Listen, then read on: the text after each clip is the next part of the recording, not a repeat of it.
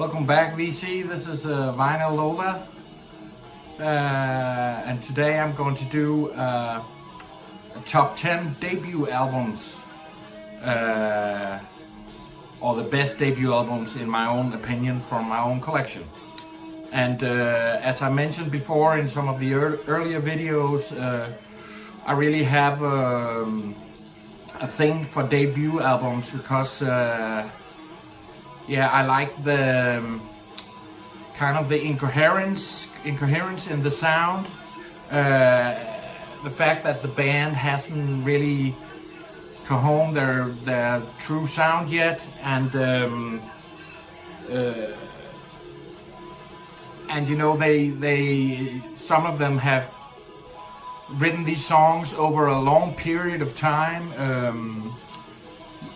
maybe for many years, working on these songs in the rehearsal rooms, and you can always hear there's a lot of everything is at stake on a band's debut. It's make or break, and you can feel that raw energy, kind of nervous energy, and in the sound often, I find, and I really like that. You can feel that they really want it so much. So a lot of the albums I'm going to show, some of them I've shown before on my top 10 Desert Island albums as well. In the end, I'm going to do 10 honorable mentions, also debut albums, just quickly. One of the things repeating in a lot of these albums is that they are fronted by a really strong frontman, you know, with a big ego, and a person you really notice. So again, I'm going to do these in alphabetic order because it's just too hard to put them in what's the word?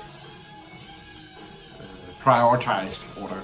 So just alphabetical, starting from the A and then going. Okay, so the first one is The Doors debut from '67, and you all know this album, but I really love. It's like really strong songs, and I like the poetic lyrics and the unique sound they create. Just the organ, and he's also on kind of a keyboard bass thing, organ.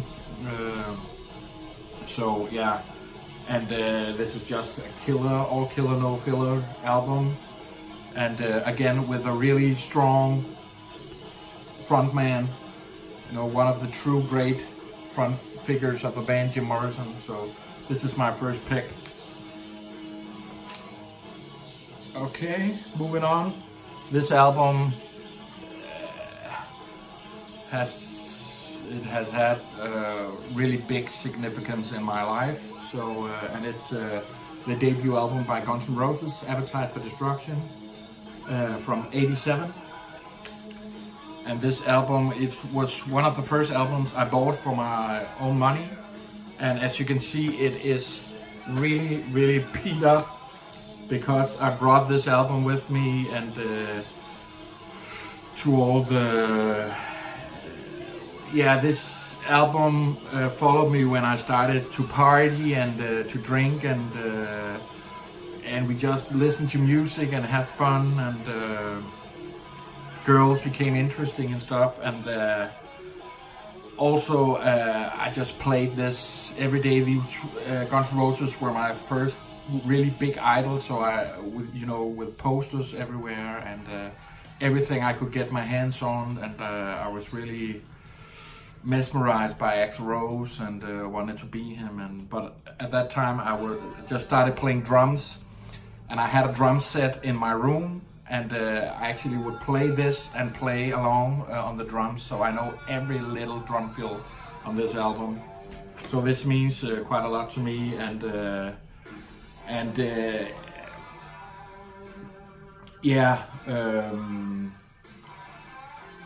and they were like, for me, one of the last true rock and roll bands.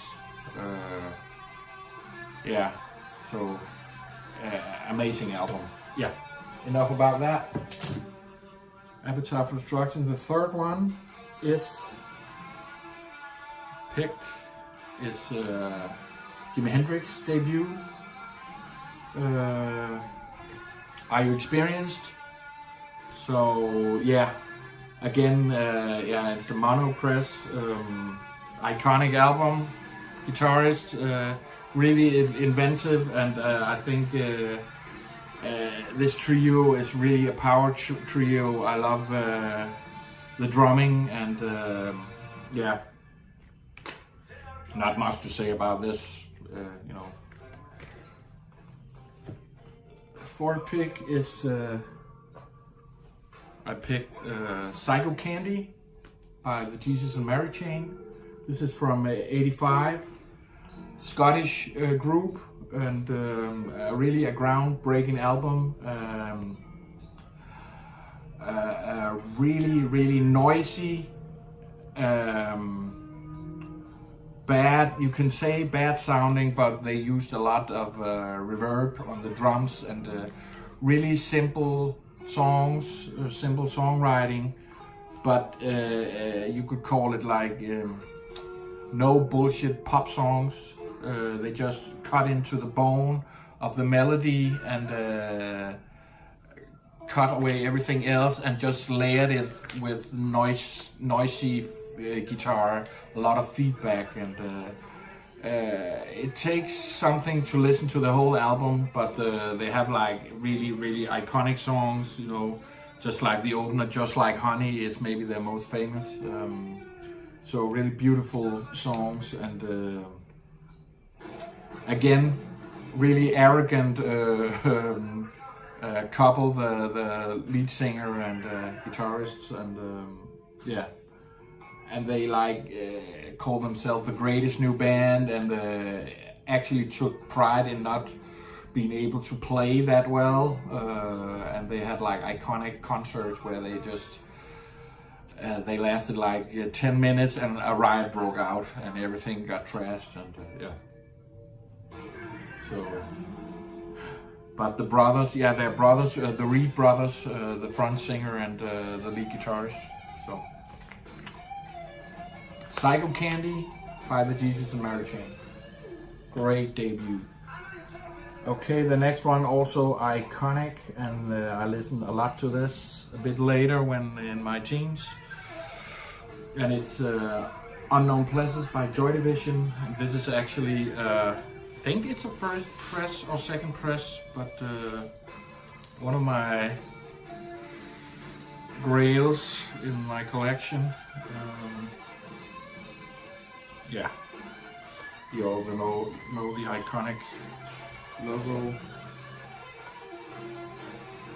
But this, yeah, it's from '79, and yeah, they represent like we all in our late teens start flirting with, you know, teenage depression and what's it all about and what am I going to do with my life, and it doesn't work with the girlfriend and all of that shit, all these thoughts, and this just embodied my late teens, and I really dug it a lot. Could also have been The Cure, but I was more into Joy Division than Ian Curtis. So yeah, also again, beautiful melodies disguised in like this industrial post-punk melancholic sound. So beautiful songs, and I love Ian Curtis' lyrics, and yeah. Moving on. So speaking of arrogant brothers, also shown this before, definitely maybe, by Oasis. This is from '94, and it's for me one of the '90s greatest true rock and roll albums, and came in a time grunge had died out, and me and a lot of other rock lovers were missing a true guitar-based rock band. And then these guys came along with their big, arrogant British egos and blew us all away. And I know that What's the Story, Morning Glory, to many people is the best album, but to me there's no doubt that this is the true greatest album by Oasis. Really, really, really good songs, basic songs. Everybody can play the songs. You can listen to this melody and it just goes right in. You know, like the Beatles. So these are iconic songs to me. So yeah. A working class rock and roll band. What else? I'm looking at my notes over here. Yeah, they didn't invent anything new, but they like took the essence of all the great rock bands and just yeah. Moving on, Oasis. Yeah, this also is one of my all-time favorite albums. The debut by the Ramones from 77. No, 76, sorry. 76. Yeah, and they were like the front runners of punk, the grandfathers of punk from New York, and the whole CBGB scene, where they had their first concert as well, together with a lot of other great bands from that area. And again, really, really simple pop songs in hard, simple, fast, noisy sound. So, and Joey Ramone, the lead singer, awkward nerd, loved 60s bubblegum pop, and so a lot of the melodies are really catchy, and I love how they just cut into the essence of the song.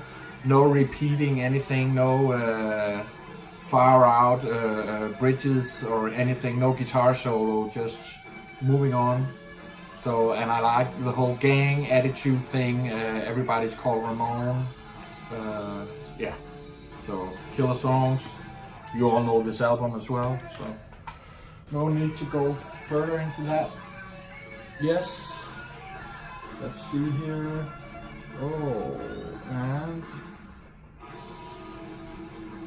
the next one, also from the CBGB scene, another New Yorker band, Television's debut, Marquee Moon. Yeah, again, also were born on the CBGB's small venue, and they are more like a new wave-ish. It's a bit later. It's this one is from '77. More art rockish and expressionistic art punk. I read somewhere. So, but this Tom Verlaine, front lead singer and guitarist, just great iconic frontman, and great guitarist, and really inventive, and yeah, if you don't know this album, check it out. It's really good. So yeah. And for me, the new, you could call them the new generation's Television. Again, I've shown this before. Really iconic. It means a lot to me, this album. I love every song, and I love they filled also, it's from 2001, and again we had a bit of a drought in rock music, pure rock music, rock and roll, and these guys came along. I know they were very hype, but to me they totally lived up to that hype. Yeah, they have this New York coolness, kind of Television-ish, Velvet Underground kind of thing going on, and yeah, great album, great songs. Again, iconic frontman Julian Casablancas. And the last one on my top 10 is, shown this before as well, the Velvet Underground's debut, Velvet Underground and Nico. This is from '66 and it's one of the essential Psych albums, best albums, Psych albums of all time. And this is like really more druggy, hippie, acid stuff. Again, they had this New York coolness and were more on the, instead of peace, love and harmony and marijuana, they were more like hard acid, LSD, heroin, and the New York scene, dangerous gang, all of that. But yeah, you all know the album. Not much to say about this. So that's my debut top 10. Again, I have so many because I love the debuts. So now I'm just going to show an alternative, like honorable mentions, not saying much about them. So, okay, here we go. First one is the Arcade Fire's debut. Funeral. Yes.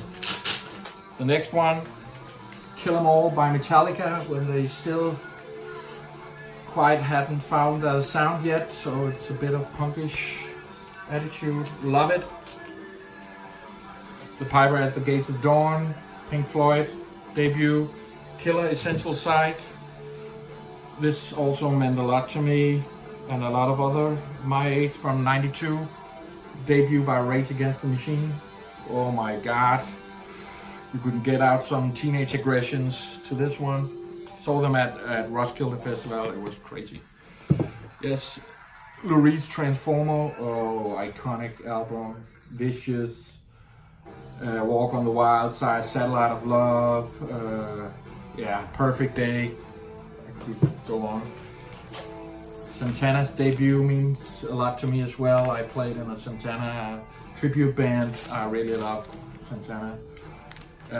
Some of the greatest times I've had playing when we played in this band. Amazing concerts, everybody, all the audience dancing on the tables, and yeah, never stopped. Debut by Simon and Garfunkel, one of the best folk duos ever, in my opinion. So yeah.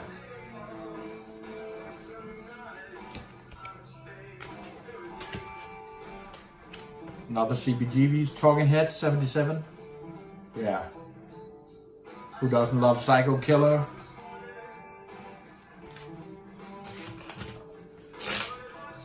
Them, the Angry Young Them, with a very young, not too pretty, Van Morrison, greatest garage soul voice ever.